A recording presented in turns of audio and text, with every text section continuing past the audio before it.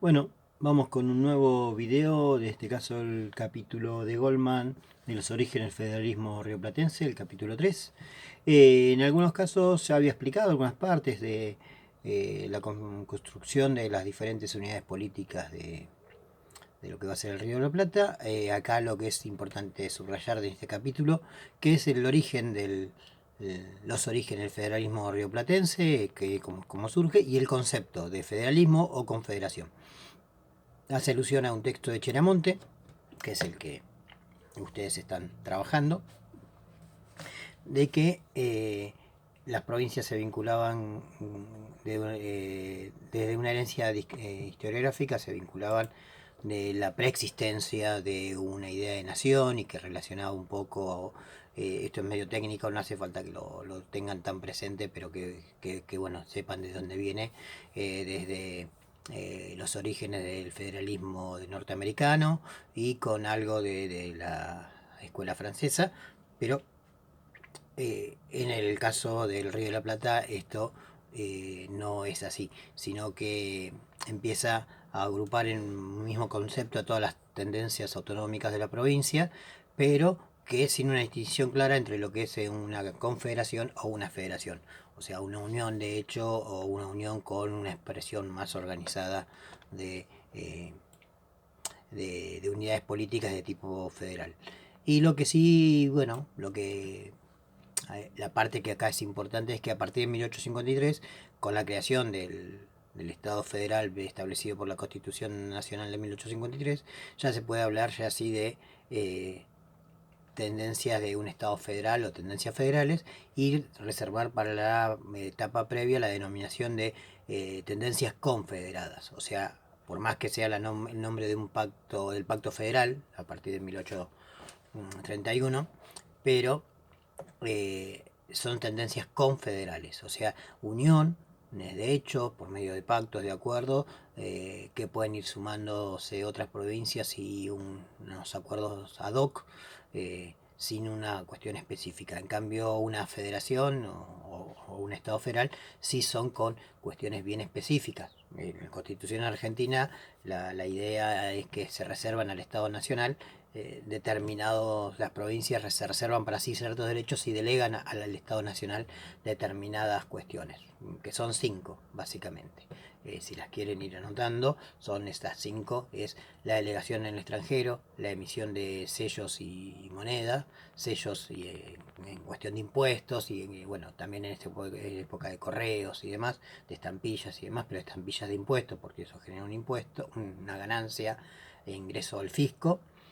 eh, la seguridad interna y externa con la creación de fuerzas de seguridad, la creación de una aduana, de la eliminación de aduanas internas, ¿sí?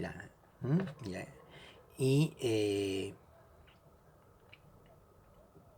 los símbolos patrios. Entonces estas cinco cuestiones son las que se delegan a un Estado nacional. Las provincias delegan esos poderes al Estado nacional y esto está consagrado también en la Constitución de 1853.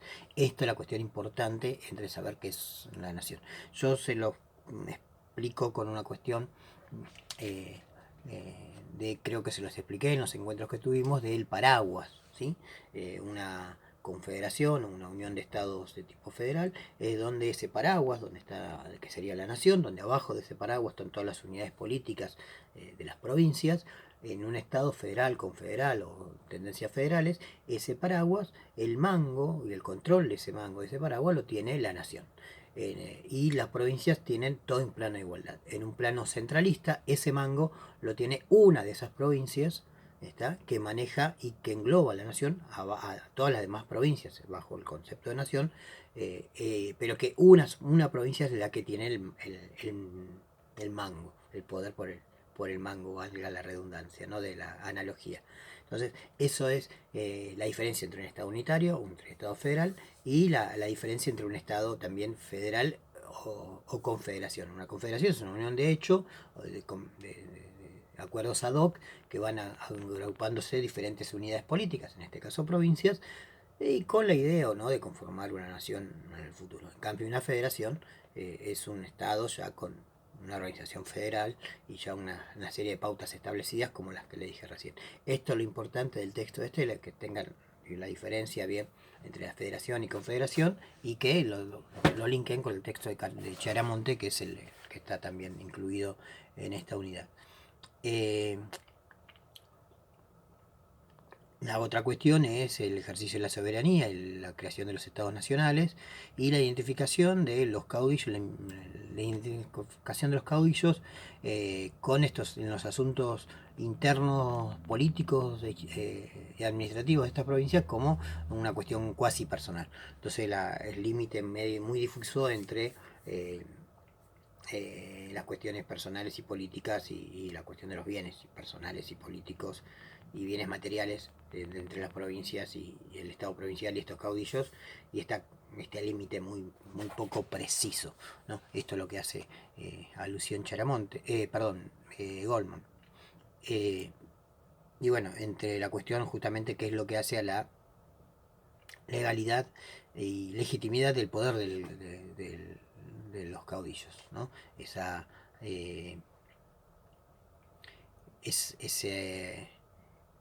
ese ascenso que tenía sobre esas tropas que dominaba, que reclutaba entre las propias poblaciones de las provincias rurales, y que, bueno, mediante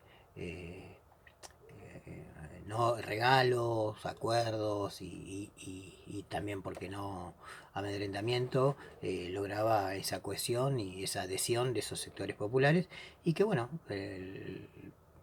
se podía ascender en una carrera militar y estaban protegidos, y bueno, protegidos por esos fueros que se iba creando ese propio caudillo a niveles provinciales y que le permitía ascender y ser una élite dentro de esos sectores provinciales. ¿Sí? Bueno, este es muy cortito porque esto es lo más importante de ese texto. El resto del texto es muy parecido a lo que dice Ternavasio y bueno, es más que nada fáctico y demás, pero es bastante sencillo de entender. Nos vemos. Hasta luego.